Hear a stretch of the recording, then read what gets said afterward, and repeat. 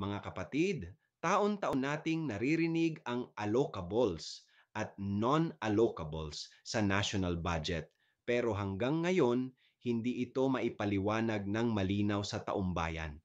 At kapag may bahagi ng budget na hindi maintindihan, hindi ba't natural lang na magtanong ang bayan? Kung pera natin ito, bakit parang pinagkakaitan tayo ng liwanag? Dito nagmumula ang discretion, favoritism at pag-abuso.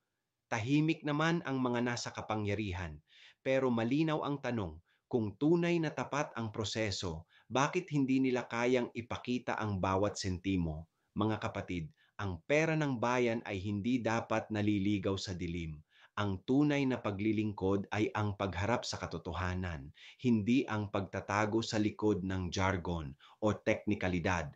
Ako si Padre Jesse Galilea, may pusong Pinoy, kasama mo sa pananalig at pakikibakang panlipunan. Hanggang sa muli mga kapatid,